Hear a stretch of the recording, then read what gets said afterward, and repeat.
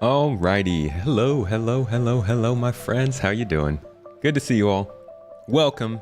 This is another opportunity for us to do a little monthly Q&A. I do these live for my supporters every month. We hang out, we chat, we talk about questions that people had about Star Citizen or me or, I don't know, quantum physics, which I would know anything about, so don't ask questions about that. But if you do have questions that you think I might be able to answer, I make a post every month to allow people to send in questions, whatever they want to know. And we go live right here with all of my supporters. Not all of them, most of them are able to jump in and just ask questions that they want to know and in general hang out. So welcome my friends. Shifty, Punji, how you guys doing today? Just in listening mode, no problem. I've got quite a few questions here for us to go through today, definitely more than usual, and I'm excited to get into it. So I won't make y'all wait too long. Let's go ahead and get started. Unfortunately, I don't have super interesting B-roll for you, so just like, I don't know, turn the screen off and listen. But the first question I got this week, this month, this lovely July, is I have been seeing from White Fox mixed answers online. So regarding planet orbits, are we actually getting them someday or not? The general rule of thumb is that anything Star Citizen has ever said is going to be in game. Take it with a grain of salt. I mean, it's probably going to be in game if they've said they're going to do it, but it gets put on a backlog. It has a bunch of different like dependents that it needs to get done first. Just all kinds of weird complications come up whenever they mention a feature being in the game. So it's always good to take that into account. But I can say they have indeed spoken about... Oh, I'm sorry. It's looking like my bitrate's really bad right now. They have indeed spoken about... My bitrate is low. Oh, you know what it is? Hold on one second, folks.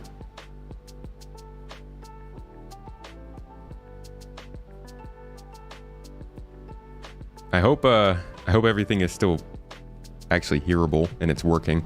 I'm gonna keep going because I think the audio should be working, and we'll see if I can get this bitrate problem fixed. But they have spoken about orbits being in game. Yes, orbits are planned for moons, satellites, planets, and that's kind of why it's gonna be interesting to see how the systems develop if planets are always changing positions, because you have Lagrange points in the Stanton system that are nowhere near a planet that at some point could be in between the two most valuable planets. You could be rocking some amazing cargo routes when these planets are orbiting and getting closer to each other. So, you know, considering that's a ways out and they can't balance the game until that kind of stuff is true, it just reinforces that idea that like you shouldn't be making huge decisions about Star Citizen's gameplay just yet, because there are so many things that are going to be changing up how we play the game. Orbiting planets would be a massive one that you don't really think of. So yes, they have confirmed that orbiting planets are something they want to do in the game, but there's really no knowing for sure when that might happen. I just realized this is the name on this is wrong. Let me change that to July Q&A. Such a liar. Tomato. All right. Good question. Gets the heart and the thumbs up. Thank you. I've seen some... I'm going to regret doing that when I don't heart a question. I've seen some references... Hey, see McD. Good to see you. You've seen some references regarding Org 2.0 related to organizations in the verse. Is there any information as to what might be coming and when? What would you like to see the most in relation to an organization in the verse? Organizations 2.0 is supposed to be... It really, I feel like it's gotten lost in time. I actually don't know much about it anymore. Back when they first talked about it, which was like 6 years ago, a lot of it was about just improving the playability between players, I think. To be quite honest, I don't know what the specifics of Orgs 2.0 is going to be. What we have done for our own organization is built an area where they can define their roles, their interests in the game, and the kind of groups they're looking for. And our players can use that to match up with others who are looking to play Star Citizen. So, God. Start sorry guys. This bitrate crap is just... I hate OBS. I really do. OBS is the worst product I've ever used in my life. This crap is so bad. Let me try and lower my bitrate and see if that'll work. I can't because I don't have a keyboard plugged into this computer.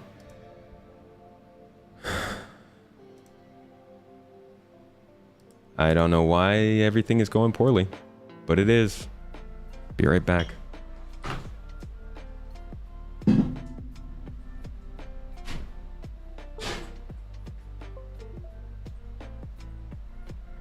Okay, switch my keyboard to my other computer. I only have one keyboard right now. And try to lower my bitrate and see if that helps.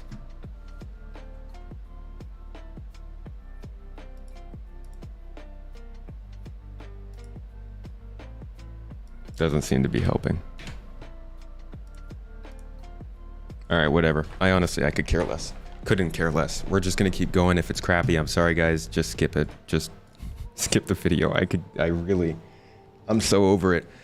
All right, so yeah, Orgs 2.0, I'm not really sure what they plan to do. I hope they do something with it, but I had CIG, so I kind of doubt it. For now, we're just gonna have to keep picking up the slack and making sure that our players can play together, but they're not interested in it. It's not a priority of theirs, and I think that's gonna put the onus on us for a while. Good question though. Have I heard anything about server meshing? You're really hoping that drops soon? You think you remember Lando saying something about Pyro and making reference to it. Sounded like it was coming out in August or just a little after. You had to read into his statement. What he was talking about in terms of August or September is the PTU for 3.18. So persistent entity streaming is coming out and will be providing a healthy dose of everything that's needed for server meshing to work.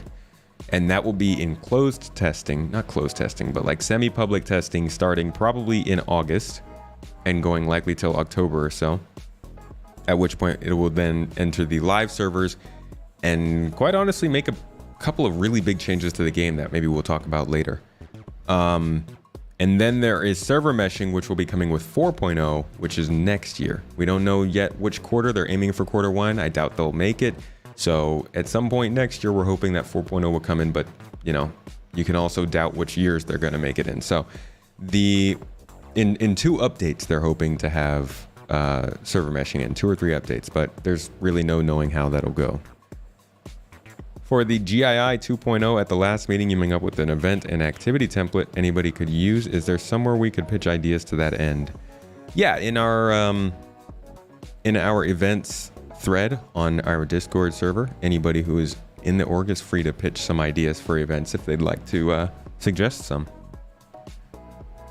Thanks for the server meshing question. Realm Waters. By the way, Amigo for the last question. Realm Waters. Junktown in space in Pyro would be great to have it in game and pirate factions controlling it. And it is so dangerous if you are neutral going there, even shopkeepers either trying to scam you or around every quarter somebody trying to murder you if you don't watch your back unless you are aligned with a pirate faction. Not exactly a question. But yeah, it would be very cool to see that in Pyro. Let's see. An Immortal Kid asks, do you still recommend the Tobii eye tracker? And if so, do you have a partner code so you can get some credit for a referral? I do. If you look in my video, let's see, pretty sure, you can see I was doing a lot of research on hover mode. Let's see, Space Tomato. Oh, geez. Sorry, guys. I forgot I switched the keyboard over to the other computer, so I actually... And my mouse is broken, so it double clicks a lot. Come on. Nope, I can't find my own channel, unfortunately. Let's try this. Nope. I can't use my keyboard. Gosh, this is disappointing. I hate not having 2 keyboards. Okay. If you go down into my video description, if you go down to my video description, right here, affiliate links, Tobii eye tracker, that is me. So you can, if you would like to, use that link if you want to buy one. But I do definitely still suggest it. I love the Tobii eye tracker. Can't find mine currently, but they're super helpful if you want to stay hands-free.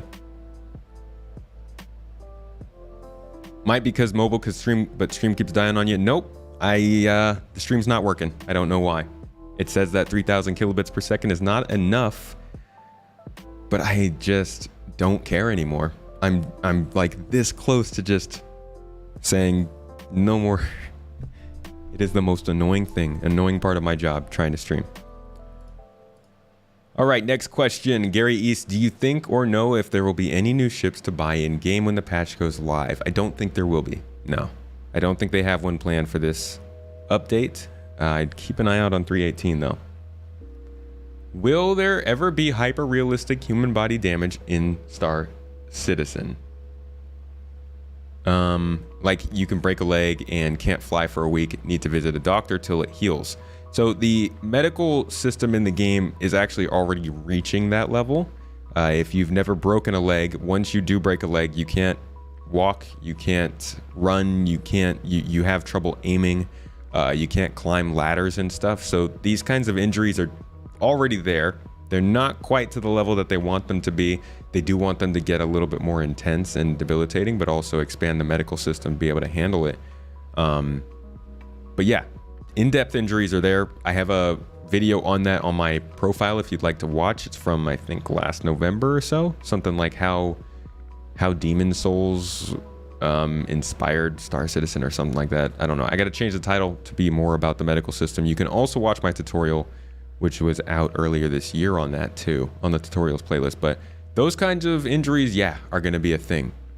You'll still be able to fly your ship. I don't think they're going to take that much away from you, but it will make a difference. Meta are talking about the visual Turing test from Simon Wolf.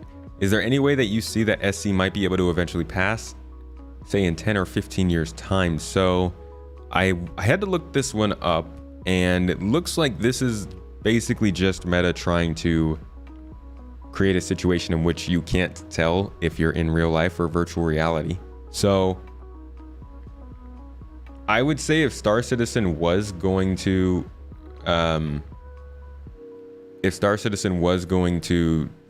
get to that point, they'd have to have VR pretty good first. But I don't think so. I don't think they're going for that photorealistic kind of graphics look. You can sort of, I guess, no. Some of their landscapes do look pretty real. I don't know. I don't think they'll ever get that far. No. But I don't think that's really a goal. You know, eventually Star Citizen is going to have to be like, we don't care that much about fidelity or the looks, the graphics. We also care a lot about the experience and the gameplay. So I think they'll have to kind of ignore that idea if they want to succeed in what they're trying to do. All right, let's see. Is the Titan suit Squadron 42 dependent? Where are the Titan suits? So the Titan suits, for those who don't know, go back and look at the thumbnail of this video, but the Titan suits are these mechanical suits that people can get into for different types of tasks, such as combat, industry, safety. It's just kind of an all-purpose suit. Think the little mechanized lifter from Alien. Was it Aliens? One of those. And yeah, it's Squadron 42 dependent. I'm pretty sure that's like almost the entire reason that they even ever introduced it. They should have just said they were going to keep it to Squadron and not bring it to Star Citizen, but here we are. So I don't think that it'll be in Star Citizen for a while, probably not until after Squadron 42 comes out. So it's going to be a little while. Because, you know, they don't want to ruin that surprise. They don't want to take away that first gameplay encounter that you get with that. Joshua Waller asks, what is the VIP lounges for on almost every planet? The Mile... Is it the Mile High Club? So the Mile High Club is for people who are certain level supporters in the game or have had a certain amount of referrals. But VIP lounges might be something different I'm not thinking of. That I don't know. Those might be placeholder for later when you earn a certain level of reputation and you can enter these lounges. But that's the only guess I could have. There's a lot of places in this game that have been kind of cordoned off for future gameplay that aren't being used yet. That might be one of them that you're talking about there. All right, is the current funding model expected to go away at some point? So that depends on what you mean by the current funding model. If you mean selling ships, no. I don't think they will ever not sell ships. I think they will limit themselves. I hope they will limit themselves to, you know, more basic ships, maybe ships under $100, and the occasional concept just for kind of like, hey, this is coming in a few patches. If you want to buy it now, you can to help fund the game. But like, I don't think that people who buy concept ships should get access to that ship before other people. Now, it's going to be kind of iffy how they do that, but I don't think that they're going to stop selling ships. I'm just hoping that they stop selling certain ships and that they stop putting so much emphasis on it. It's going to be a hard corner to turn for them though, but you know, we keep up the pressure. As far as the overall funding model of like, is most of their money coming from ship sales? I think that's going to change. Yes. I think most of their money in the future will probably come from the single player game Squadron 42 sales and cosmetics, skins, and stuff like that. I don't think that ship sales will be the bulk of their funding model in the distant future, but I could be wrong about that. We'll see. Thank you for asking a non-Star Citizen question. These are a breath of fresh air. Do I prefer doner kebab or durum? I am a big fan of durum, but I'll eat both. I love a good chicken durum. Yeah, had one for dinner like 2 nights ago. But doner kebab is good. I'm more of a Iskandar kebab kind of guy, so, you know, whatever you put in front of me, I'm gonna eat it. Will there ever be a gold pass for your beloved Drake Caterpillar? Oh, absolutely. I mean, they hate Caterpillar fans, but they gotta throw you a bone at some point, right? Thanks for the question, Scrub. Gozlal asking, personally, I prefer single-player games, and Squadron 42 feels like it would check all my boxes, but I don't know if it can live up to the hype and secrecy of the last 10 years. Spoiler alert, it probably can't. Do you think it will be viewed as a success or receive negative press regardless of how good it is? Would you consider doing a Let's Play or streamed playthrough of it when it comes out? Yes, I'm gonna stream the whole thing when it comes out. But I think it'll be regarded as a success if it's actually good, and also receive negative press if it's actually good. I think no matter what happens to it, people will call it a success and people will call it something negative. Unless it's just an absolute catastrophe of a launch, then I don't think people will call it a success. But I think anything above, let's say like a 65% on a Metacritic for this game will be both considered a success and a failure. I don't think this game is a success unless they need to prove that they've been working at this. They need to prove that they can actually put out a good game. So I would say anything less than something like an 85 on Metacritic, I'm going to be a little sad about it. I really do hope that they know what they're doing and that they're going to put something out that can meet that, but there's really no knowing. Something's going on weird. You have to keep restarting and now it's totally down for you. You'll keep watching the VOD later. I love it when I'm like trying to do something for supporters and there's no indication as to why it doesn't work, but 'tis the life of streaming. I could just record this and put it up on the channel, but I honestly like being able to have you guys in here to just chat and talk. Unfortunately, it does not look like we're going to be able to do much chatting and talking today. So, I mean, I got through all the questions. That was everything, really. I do have some extra thoughts, but I'll probably put that in the behind the scenes video. Overall, thank you everybody for submitting your questions if you had any, and I hope you submit some more later because I want to get into the weeds. Honestly, I could get on some rants in this kind of a video. But that's about it for this week, folks. I'd like to thank you for coming, and I'll see you next month in the next monthly Q&A. Have a good one.